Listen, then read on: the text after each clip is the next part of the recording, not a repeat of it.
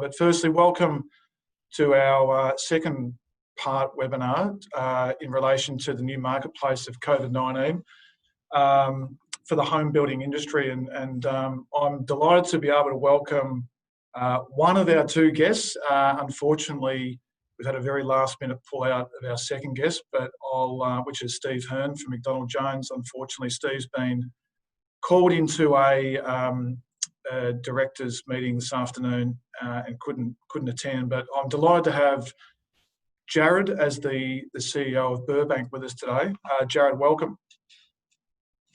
Thanks, Daniel. So thanks for joining. And Jarrod will obviously come back to you in a moment to get some of your insights and to hear a bit more about Burbank. For those that haven't been on our first webinar, just to give you a quick idea of the format. For those that were on the first webinar, we'll run a very similar format to the first session, where I'll basically kick off, probably spend the first up to 10 minutes talking about insights that we have as iBuildNew. And then I will also share, which is to do with the data off our website over recent months. I'll also talk to you a little bit about a couple of insights we've got from some recent consumer survey work that was done the later part of April and early May. Before we move into some Q&A, and we've taken about half a dozen questions that have come in during the course of the registration process. I'll be posing those questions to Jarrod to get his view on them. What we'll also try and do is save 5 or 10 minutes at the back end of the 45-minute session, which will be to answer a select number of questions that come in. Any participants that do have questions throughout the webinar, if you can please enter them into the Q&A section, not the actual chat section, but in the Q&A section. We'll endeavour to try and cover a number of those at the back end of the session. We won't take them during it, but please put them in as we go. As I said, I'd really like to welcome Jarrod as the CEO of Burbank Homes. Burbank's, I think it's certainly in the Victorian market, and very conscious we've got people from right across Australia joining today. In the Victorian market, Burbank's a household name. It's a very significant brand. Outside of Victoria, also, I think we recognise that it's perhaps not a household brand, but a significant builder. And Jarrod, for the benefit of the people perhaps outside of Victoria, it'd be great if you could just maybe share a couple of insights into the Burbank business. Yeah, sure, Daniel. So those who are in Victoria may, I like to think, know who the Burbank brand is and what it's about. But essentially, second generation business. My father started it 30 odd years ago, and we expanded into interstate Queensland first, probably 7 years ago. Then we moved into South Australia, and more recently, New South Wales 3 years ago. So the idea there was we expand the business.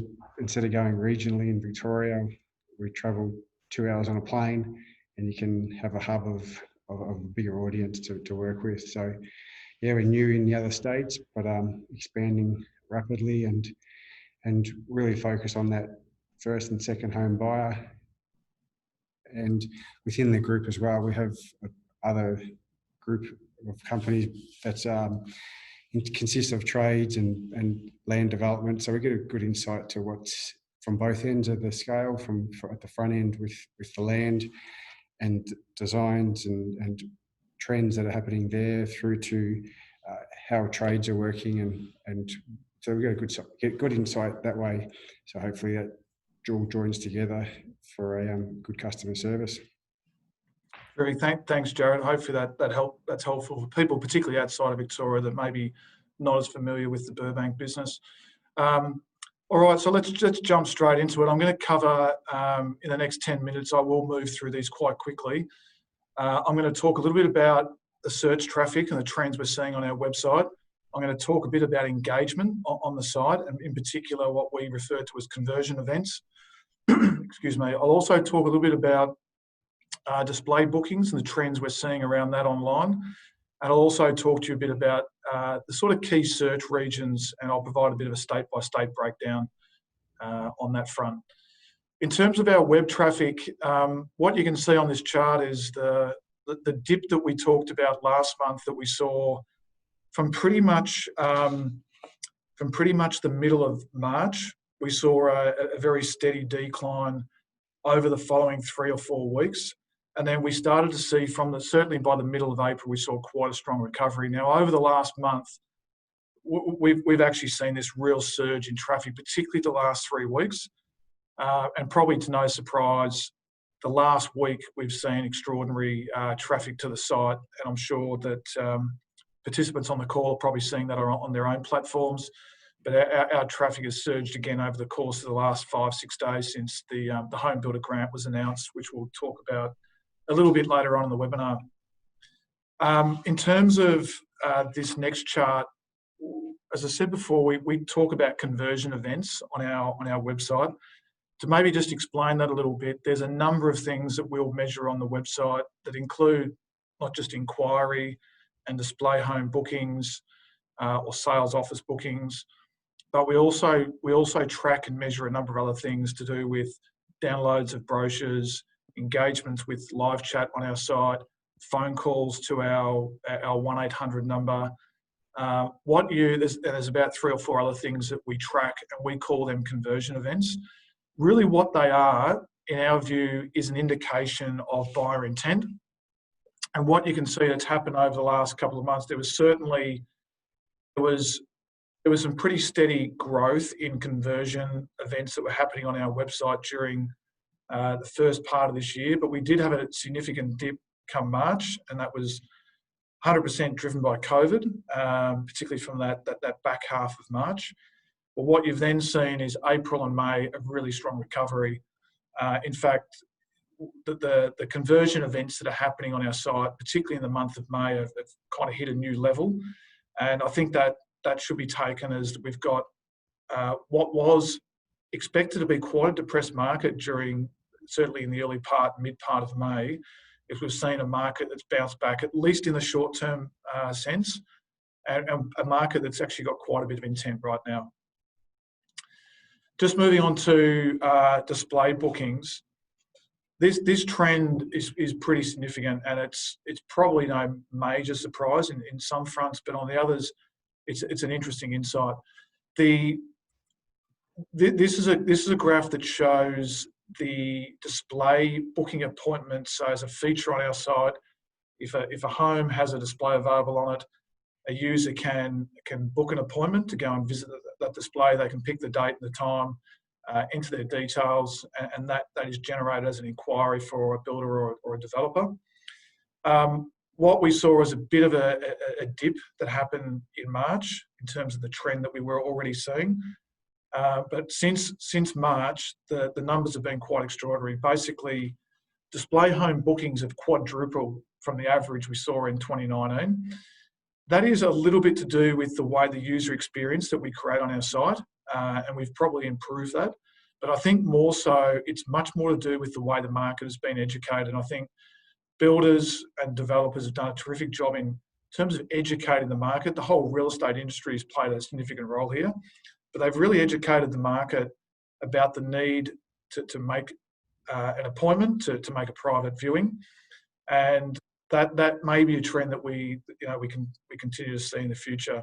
It's certainly a growing trend, and we've seen in even the first 7, 8, 9 days of June, we've seen that trend continue to down the same path. I'm now just going to quickly touch on the search and the inquiry at a geographical level, what we're seeing on the site. Across the different states, I'll provide a quick breakdown of both the build region and then a couple of the suburbs that are real standouts in each of those regions. It's probably no surprise in the Sydney market or New South Wales market, the south and southwest corridors are continuing to be where the bulk of the traffic and the search is being found. I think the one probably standout here in the New South Wales market is probably the Hunter Valley and the Central Coast, particularly Newcastle, where we've seen that jump up to the 3rd highest build region across all of New South Wales. It was previously about the 5th most significant build region. It's now jumped up to the 3rd, and I would suggest that that's largely to do with COVID, I should have mentioned this is search traffic from the last 3 months of March, April and May. And that is a significant shift in the New South Wales market. And as I said, possibly due to COVID, with people thinking about moving out of sort of CBD into more regional areas. Turning just to Victoria, I think what we can see here is the key growth corridors of the west, the southeast, and the northeast. Those trends continue, particularly the west still being a very significant search corridor, and Tarneit and Truganina is probably no surprise. It is worth just mentioning, while it's not on this chart, a little bit like what we've seen in New South Wales, the Geelong, Ballarat and Bendigo regions have grown as a percentage of our total search traffic and now sit a very close fourth and fifth between those three regions that are mentioned.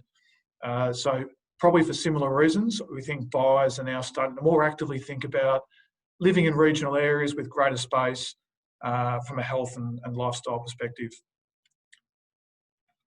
Shifting to Queensland, again, probably no huge surprise in terms of Logan, but the one that has jumped up very significantly, it's gone from the sort of fifth most searched area to the second, is the Gold Coast area, which does include Pimpama and Coomera as a couple of key suburb highlights.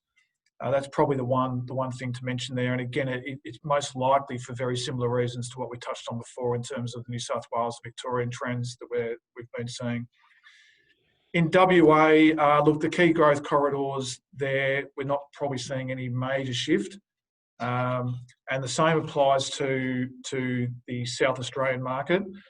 The one probably to call out is the Adelaide Hills. I think Mount Barker has become a very popular area. That's been a trend now for 2 or 3 years as that suburb's grown and some of the newer states have come to market. But that's certainly a rising suburb, and that region is certainly a rising region. Finally, just to quickly talk about some survey results, and just to recap, these consumer surveys, we ran these surveys during the last part of April and the early part of May. They were done over about a 10-day period. We had about 650 respondents to the survey that we ran. So hopefully, statistically pretty sound data.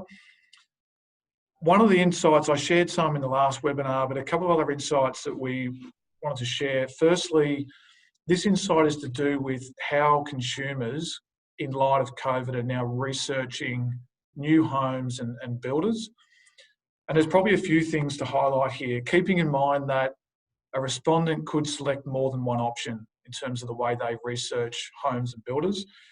I think it's important to note, and it links back to a previous insight, is that about 60% of people are not using display villages as their primary way of researching. And again, that's obviously, given the last couple of months of restrictions and people probably feeling a bit uneasy getting into the public, going into displays.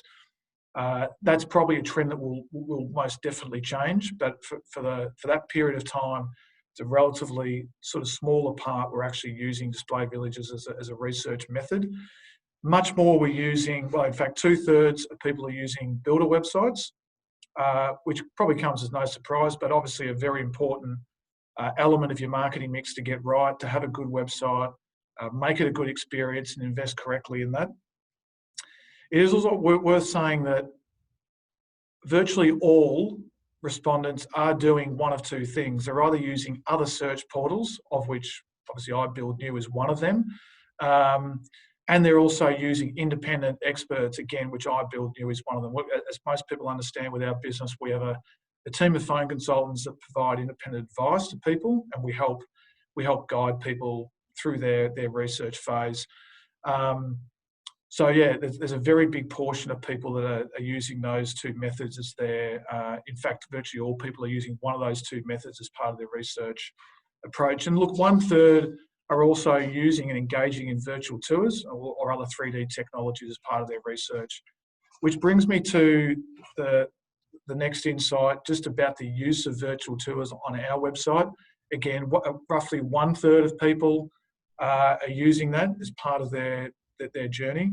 I think if you're not already investing in virtual tours in terms of like a Matterport scan of your display home, do it. It's a very low cost solution.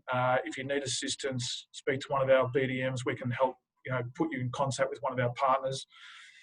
But I think the experience or the feedback we're getting from respondents is that the experience when they use a virtual tour, it's a very good experience. It's either what they define as amazing or a good experience. So there's very few find it not beneficial. The last thing I just wanted to call out before we throw across to some questions, when people have completed our survey, we ask them to identify themselves in terms of the buyer type. We've done some analysis of the first home buyer market. It's obviously a very topical sector of the market at the moment, one that we touched on a fair bit last month in our webinar, and one that's clearly got some very significant intent at the moment, given the grants that are available to them. There are a few things just to call out here. They're definitely first home buyers relative to other sectors of the market, like downsizers, upgraders, investors. They are more concerned about their employment, and that probably comes as no surprise. They are also looking for more flexibility and finance solutions. In some cases, in a lot of cases, actually directly from the builder. And they are, as we touched on just before, they are more attracted to use and more likely to use virtual tours. So if that is a segment of the market that you are targeting, and I know that a lot of people on the call and a lot of builders generally, that would be a very high priority target market at the moment. You should be taking these things into consideration if you haven't already. So that is the extent of the insights I wanted to share. And I'd now like to sort of move to a series of questions. As I said before, if you have questions you'd like to put to myself or Jarrod, please put them into the Q&A part of the Zoom webinar here. Jarrod, the first question we have is actually around display homes, and are private appointments to visit a display home becoming the norm now for buyers in your view? There's no doubt that it is becoming more important, but part of it is off the back of the regulations to drive appointment visits. That's definitely one bit that would have seen the spike, I think, in your graphs where the appointments were made. But I think the trend moving forward, or the big thing to be aware of, is that private appointments don't just mean a set come in, visit, set a time. There's, what COVID period has made us aware is there's a lot more variety of options they can do to make appointments, whether it be in face-to-face, video calls, or just online aspects through their websites. I guess it's just about creating that personal touch on what suits the customer. And if they're first home buyers, they're more likely to be more digital savvy than the older buyer. Yeah, completely agree, Jarrod. And look, in lieu of Steve Hearn not being available to pass some secondary comments, I am going to take the liberty of sharing a couple of my own views. I completely agree with what you're saying, Joe, and I think probably what we've seen is a short to medium term trend. I also think it is human nature that we forget, we get back to normality, and some of the things and behaviours that we've seen probably over the last couple of months, and I think what will continue to persist now for the next 6 months, human nature is you forget and you get back to the old ways of behaving. So my gut feel is we'll probably see this being a relatively short to medium term trend, albeit directionally people are probably feeling it's probably at least in the balance of this calendar year, it's an important thing to be doing. Jarrod, the second question was, given the restrictions, are your sales teams still managing a lot of virtual meetings with buyers? And any tips on how to get the best results from these virtual meetings? By all means, I think I'll probably differ a little bit. I think there's a direction moving forward where there will be a lot more virtual meetings happening, and there'll be a lot more buyers wanting to go down that path. They'll always want to see the end product and feel it, but the face-to-face contact is we're more happy to be done over the phone. I think it's about working around the timelines. Really, the meetings will be in place. The virtual meetings really open up the opportunity to give the customer a wider time frame for them to choose when they want to meet. So I think those that are going to be more flexible in that space will really meet this customer needs and feel engaged more. Yep. Yeah, agree with that. It's probably a point I was going to make is actually try and like working with the customer. It probably goes without saying in terms of timeframes. Probably the other aspect I would suggest is actually thinking about the different technology platforms that you're making available from a virtual meeting perspective. Obviously, with today, as a webinar, we're using Zoom, but I know a lot of people are using Zoom or Hangouts or Microsoft Meets or Team Meets, and a number of other tech solutions. But not every consumer is aware of Hangouts or aware of Zoom or familiar with one of those. And if you can provide multiple options, I think it'd be a very smart thing to be doing at the moment and playing to the consumer needs as opposed to what you may do internally or use as a single solution. I think it just comes down to where previously you would have had basically an option of text, email, or phone call. It's just that extra question of virtual tour, and if so, which platform. So I think it's just an additional question to suit the customer needs and how they want to engage with you. Yeah, correct. Just moving to the third question, Jarrod, what sort of response have you seen from buyers following the Homebuilder grant announcement late last week? The biggest response is more around the question of their eligibility. That's the biggest one. Am I eligible? And secondly, if they are eligible, what have you got for me? So if you've got the title to land that's available for them to get up and get going straight away and not miss that window of opportunity, then you've been able to work on that space. But it's really about, am I eligible at the moment, and what have you got for me that suits? Yeah, no, and it's probably the main thing that we're finding as well. I think I might have just sort of briefly touched on it before, but like the last 4 or 5 days, I mean, our while not reflected in some of those earlier charts just yet, our web traffic's almost doubled. Our inbound phone calls have tripled, and it is very much around trying to gather more information and trying to determine potential eligibility for the grant. In terms of kind of has the scheme had a positive impact, I would argue that it definitely has. Whether that is sustainable, through the balance of this year and even spilling into 2021 is probably questionable at this stage, which we might talk about a little bit more with some of these other questions.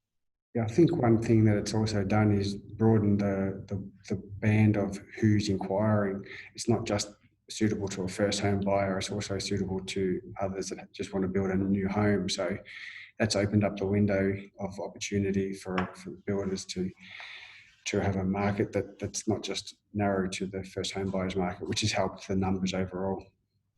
Yep, yeah, definitely. Yeah, no, it's certainly helped broaden the scope of the most key parts of the market right now. Jarrod, just going to this fourth question, obviously it's related.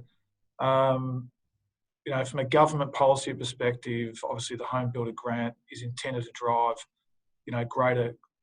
retain and drive greater employment across the sector, being a very key sector to the Australian economy. Do you think the Homebuilder program will be sufficient stimulus to drive buyer intent and ultimately support greater construction and jobs? The short answer is yes, although I put that around the sufficient. What it does do is clear up a lot of older stock or titled stock that's available. So there'll be an onrush of those who get in early, get in quick, will secure the lots applicable. But then if they're outside that window of titling or land available, then the customer will potentially miss out. I know that's the drive from the government is not necessarily to bring forward any more additional buyers like it has done, stimuluses have done in the past. So it's really driven around buyer intent, or those who have been thinking about it or ready to go. It just gives them that extra reason to engage and move forward. So yes, it will create a greater stimulus of construction jobs and sales. However, I think it's a short injection until we really get to know how much land stock's available, and once that's gone, the eligibility falls out. Mm.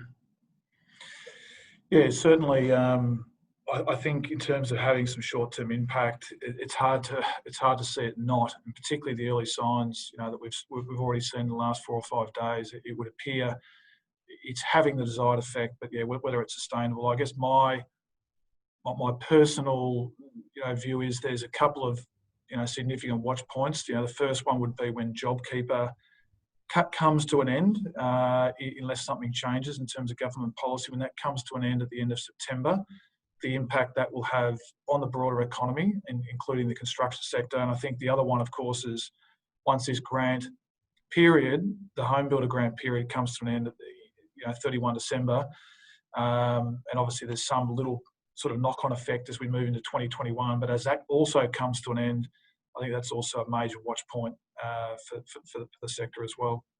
Yeah, definitely.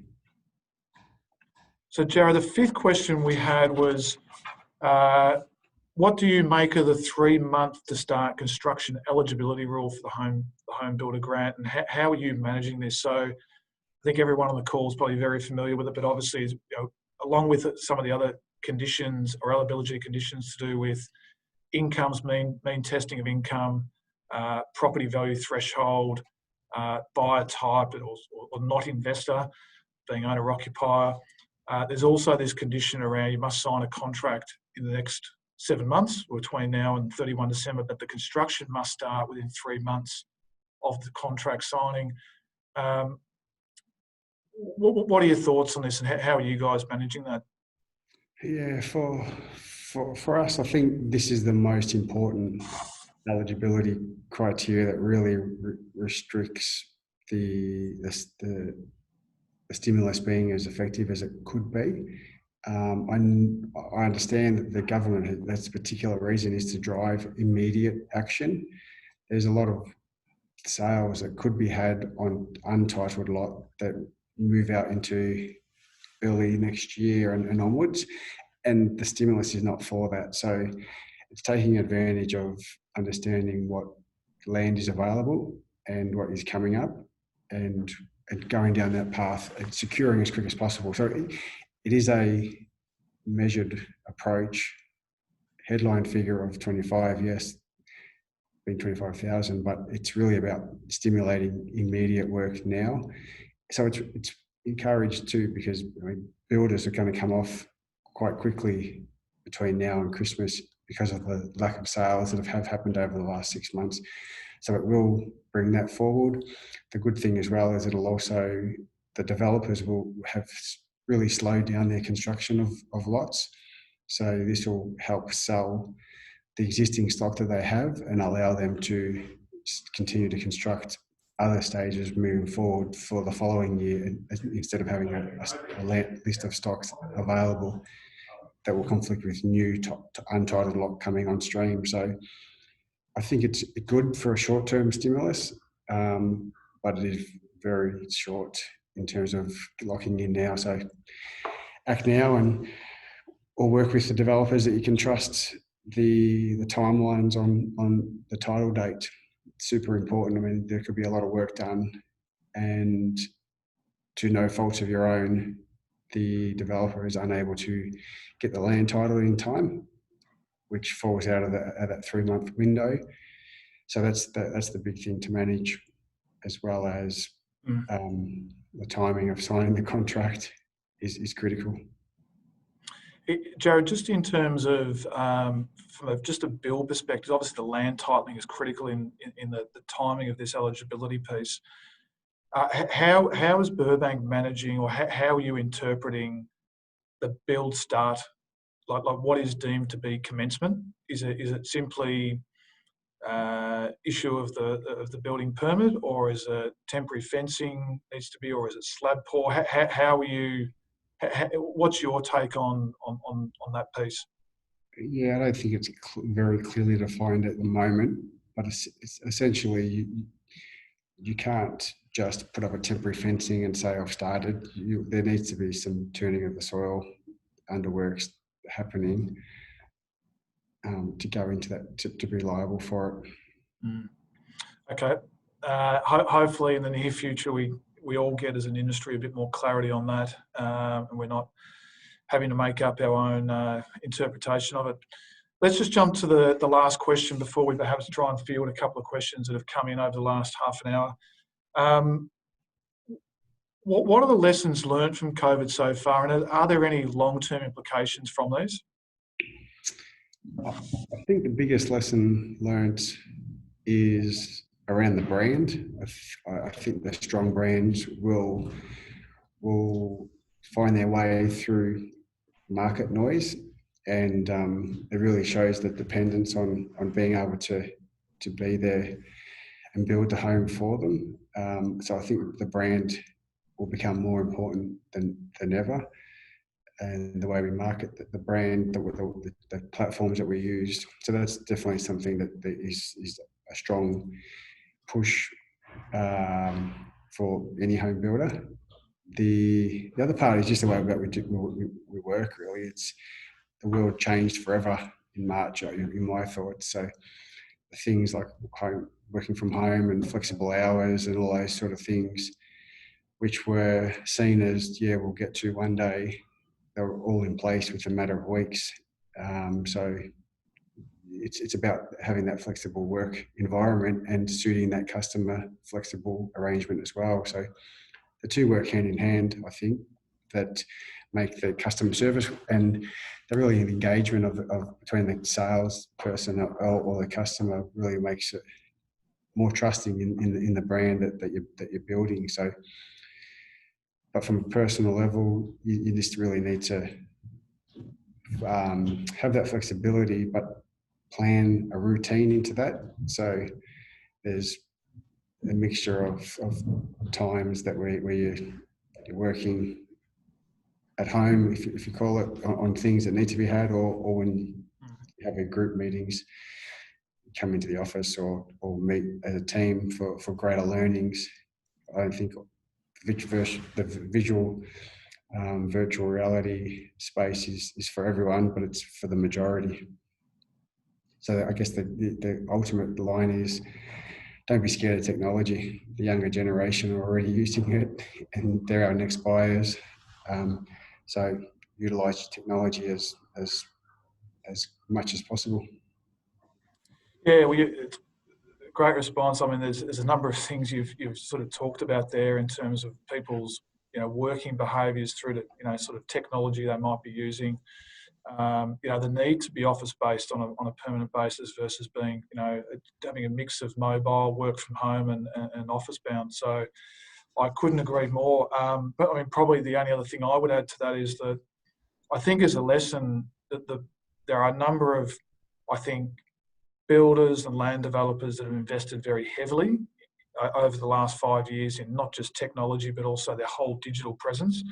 And those guys I see now, the ones, just in terms of feedback we're hearing, are probably the ones that are doing the best. And, God hope us we don't have to deal with another COVID-19 situation, at least in the near term, but it's not out of the realms of possibility in the next 10 years that we have another pandemic or an event that's similar. I think, as a lesson, if you haven't already invested in your online and digital presence, then definitely, and the technology, as you touched on, Jarrod, now's the time to do that.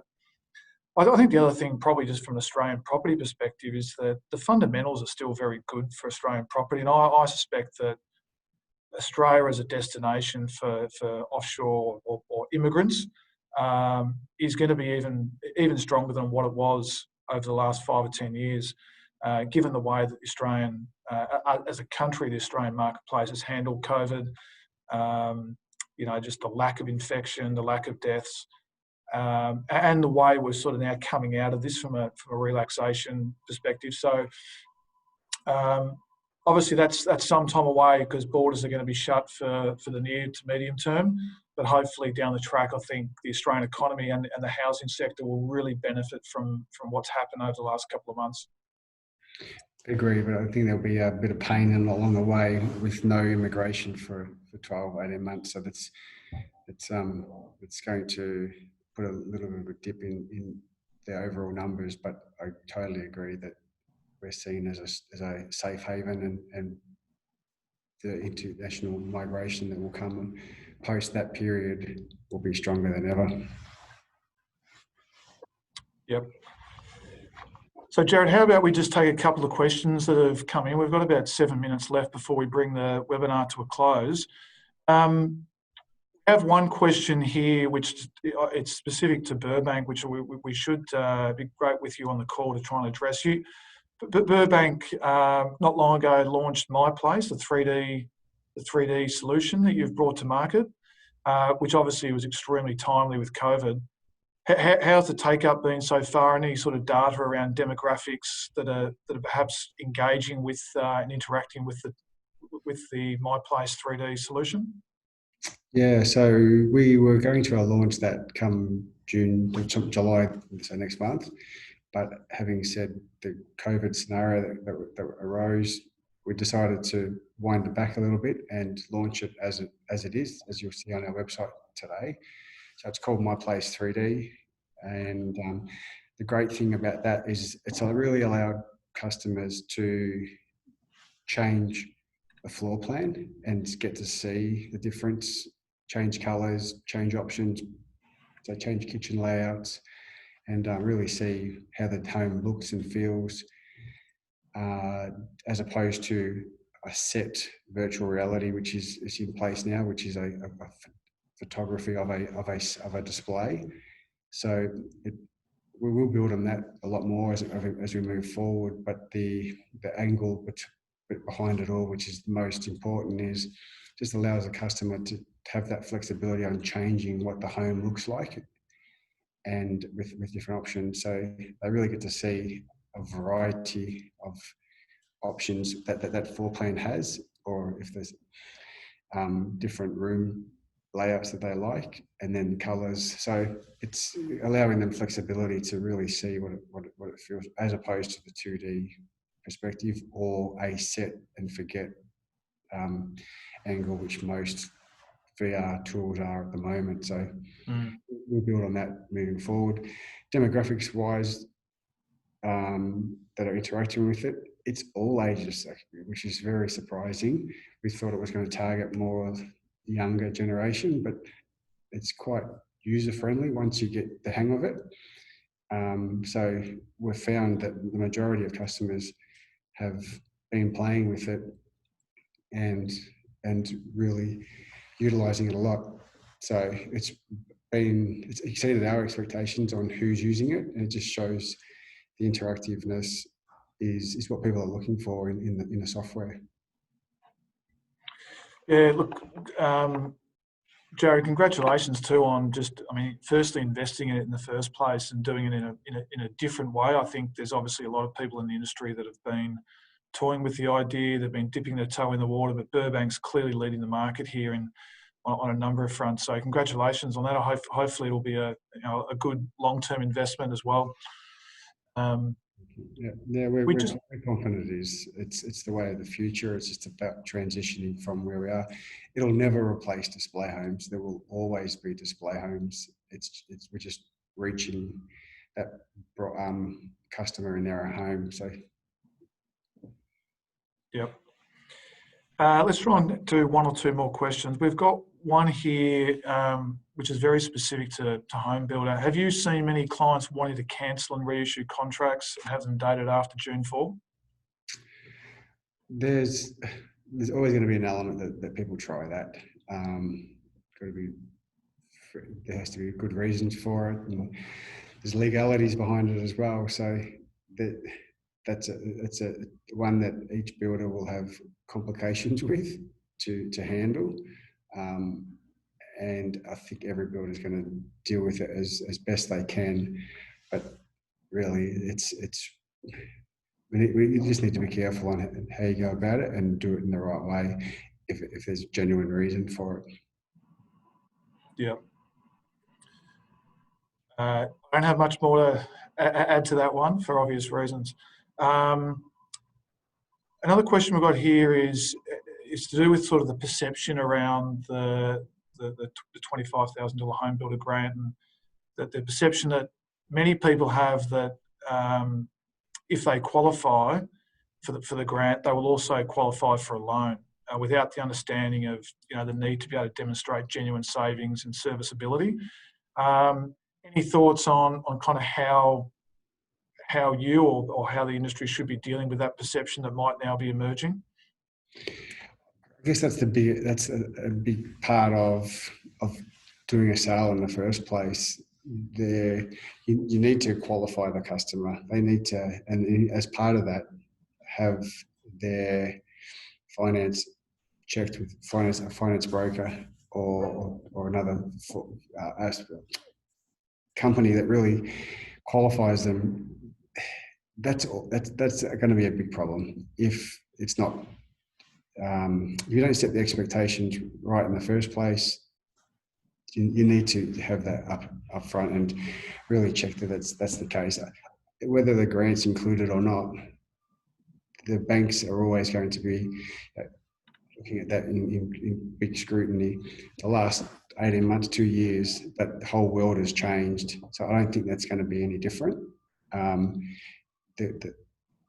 The grant component just hopefully makes that buffer for them, but the serviceability requirements are still there, and that will be something that may stop a bit more stimulus coming out in terms of the activity, just due to the fact that the banks are cautious on it. They need to be sure that the customer is going to continue to have a job, and so in respect to the grant making a difference, it helps, but the banking criteria doesn't change.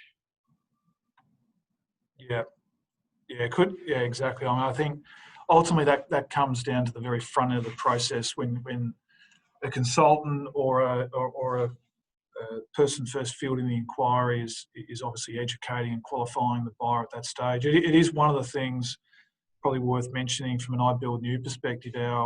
We spent a lot of time very late part of last week, particularly on Thursday and Friday of last week, obviously analysing the fact sheet and the guidance that had come out, the rules and regulations and so on, and then basically workshopping that with our phone consultants. And that is certainly one of the things we spoke about. We involved a couple of brokers in the process as well to get their take on it. But I agree, it's very important that first part of the process, not only sort of educating them, but just building that awareness of what that it's not necessarily going to change from the lending perspective. It is simply going to reduce the total value of the lend. It doesn't mean you're going to secure a loan or have serviceability all of a sudden. Yeah. I'm a little bit of a stickler for time, and we've actually gone a minute over our planned webinar period. So I'm not going to try and address any more questions. We did have a couple there. Apologies to those that we haven't been able to respond to. I'd like to thank you, Jarrod, for joining us. It's been great to have someone of your calibre and seniority within the industry to join us. Thanks very much for your time, and really appreciate the insights. I hope all the participants on the call got plenty out of that. So thank you very much, Jarrod. Yeah, thanks, Daniel. Thanks for the invite. But that brings us to a close. Thank you, everyone, for joining. And look out for our next invite for our third webinar, which we intend to run next month. Thank you and farewell.